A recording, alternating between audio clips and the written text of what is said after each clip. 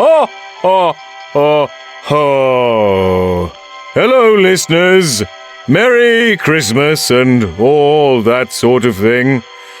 Yes, it's me, Mr. Christmas, the holly jolly wintertime creature who gives out shiny presents to the good children of the world and stuffs coal into the mouths of all the bad ones.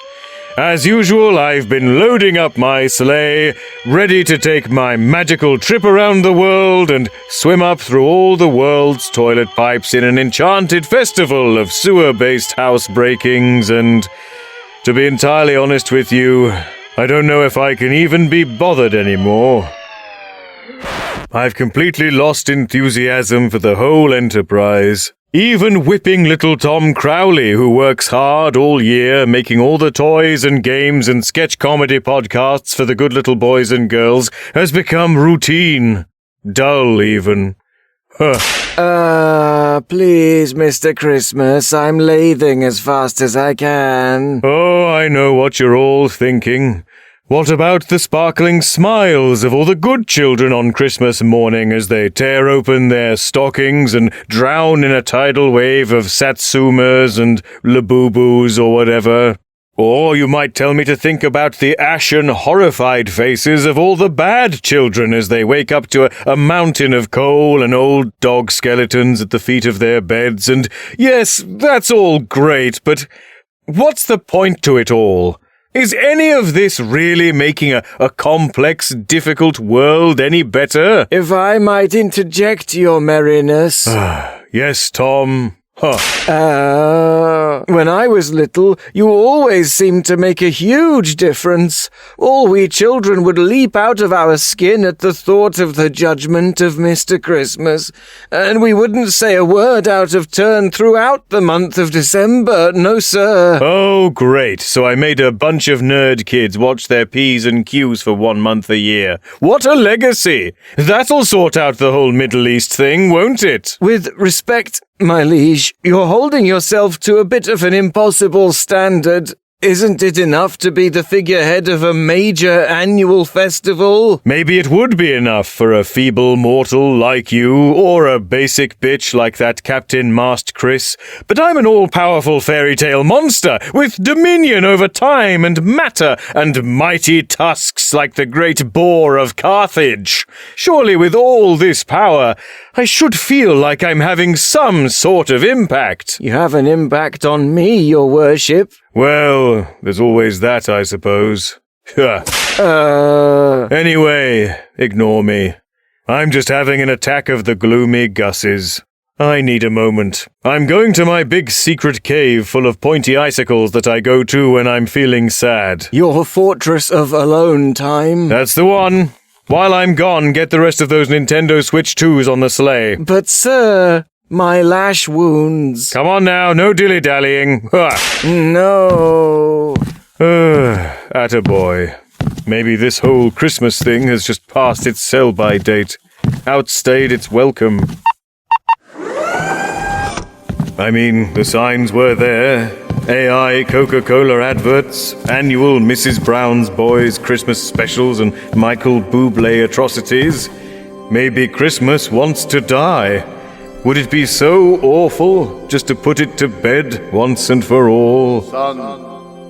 Son, hear me, son. That voice.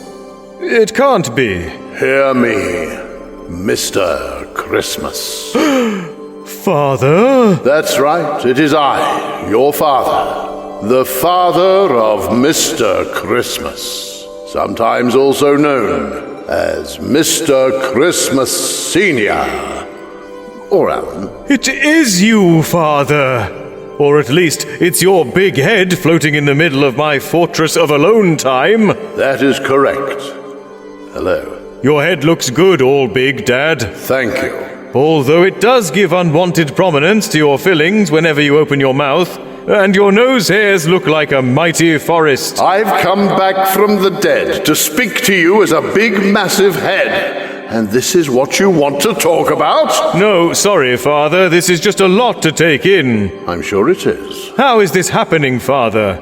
How can you be here? You're... Dead, yes. If you're speaking to this apparition of my big head, I must be. You see, son, there was a time when I knew the end could be coming soon. Yes, I'm sure you did. Shortly before that bare-knuckle boxing match with the St. Swithin's Day Troll. I remember, Dad. You said you had a bad feeling about it. I did. You were right, too. Yes. He smeared you all over that car park. There's no need to rub it in. Sorry. Still, I wouldn't change a thing. He said Christmas was rubbish and that your mother was a slapper. That could not be let go. I understand completely. Even though Mother was the concept of the season of winter that had momentarily taken the form of a snowdrift, so it's quite abstract to call her a slapper. Nonetheless, some things you just mustn't put up with. No, of course. So, knowing that I might not be long for this mortal plane, I preserved a simulacrum of my consciousness in this fortress to reappear and provide you with wisdom and solace in times of need. Why did you decide to appear as a huge disembodied head? If you could be a big, massive head, son, wouldn't you? You're right. Anyway, shut up, son. This isn't about my big head. This is about you. Oh, Father, this mantle which you passed down unto me, it does weigh heavy sometimes. I know all too well. You must have had doubts sometimes. When you grew uncertain of your calling, what did you do? Well, son, I must confess there were times that I felt the great task of Christmas. The apportioning of toys versus coal to children relative to the standard of their behavior, and the delivery thereof via toilet pipe might perhaps be a little futile. I mean, we are semi-mythical holiday monsters. Is it the best use of our supernatural powers to serve as morality-based Amazon drivers? Yes, exactly. But there is reason behind the tradition. This system that you observe and that I observed before you did not emerge out of thin air all at once. Generations of trial and error went into its devising. Really? Yes, your forebears spent many hundreds of years trying to figure out the best method of moral instruction. From the ice goblins far back in our line, who used to chase children around the fields with candy cane clubs, to the roving ogre woodworkers, who snuck into Nordic mountaintop cottages to repair the clogs of good children and hide shrews in the clogs of bad ones.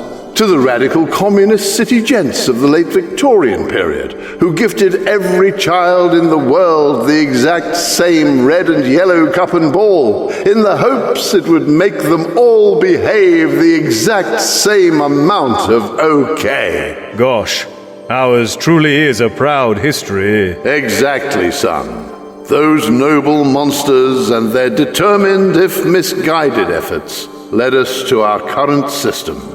It was out of respect for them and their centuries of labor that I drove my sleigh, and why you should too. If ever I doubted the magic of Christmas or the value of our annual mission, even for a moment, I would think of them looking down on me from on high, urging me forward.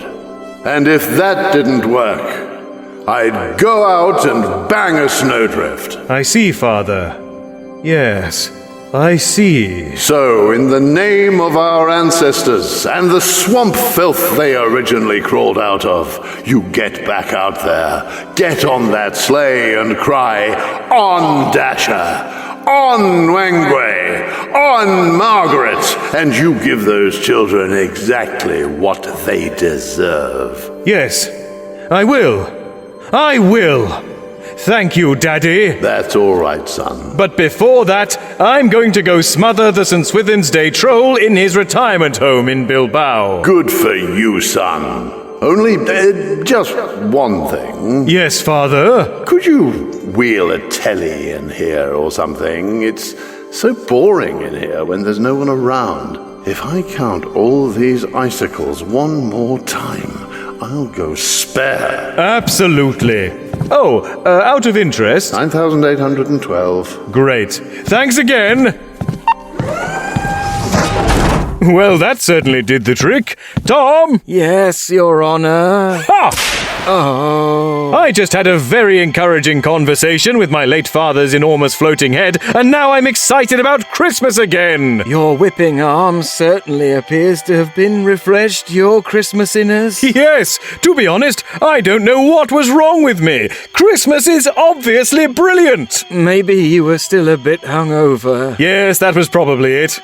Anyway, now my dander's back up, I'm almost ready to deliver joy and/or brutal punishment to all the children of the world. Almost? Yes, Tom, you silly twat. Ha! Why? Before we set off, I need to thank the goodest little children of all, Crowley Times Patreon supporters. Of course. How churlish of me. Yes, without them, you wouldn't be able to put together those jam-packed, over-ambitious sketch and character comedy parcels that you push up through the big toilet pipe of the internet all year round. Or at least, I wouldn't be able to do that as well as have a roof over my head. No! So this festive season, let us all give thanks to those faithful, generous Patreon supporters, and most of all, those who give just a bit more, the executive producers. I'm talking about Meme, Paul Tiemann, Brian Scheimick, Laurel Carlson, Steve Bowkett, Eleanor Trickett, Andy Case, Sophie Walker, James Roberts, Rachel Delaney, Dr. the Eliminator, Samantha Dye and Peter Shanks, Matt Luckuck, Tobias Anderson, Michaela McNally, Gigi Catherine, Aileen Joins, Circumflex_Circumflex, Katrina Powers, Purple Strawberry, George Cantor, Maddie Sainsbury, Kim M., Charlie Markley, Amanda Waterman, James Rayliff, and Diggory Laycock. With your generosity and your support for the arts, you embody the true spirit of Christmas, the very spirit which I managed to forget for about 20 minutes earlier. But now I'm all in on it again, so watch out, planet Earth, you shit! I'm coming for you, and I've got a fully stocked sleigh full of Nintendo Switch 2s and dog skeletons. Hop on, Tom! Me, my lord? On your sleigh? Yes, why not? First stop, Bilbao. You're going to watch me smother an old troll in his bed. Oh, goody. Merry Christmas and happy holidays, listeners. I'll be back soon in 2026 with more audio fun. Yes, up you get. Oh! Merry Christmas, everyone, and a Happy New Year. On Splasher, on Margaret, on Substitute Reindeer 3. Ho, ho, ho! My wounds. Ho, ho, ho, ho! Ah! Merry Christmas! Special thanks and an extra Merry Christmas to Richard Rycroft, the founder of the feast.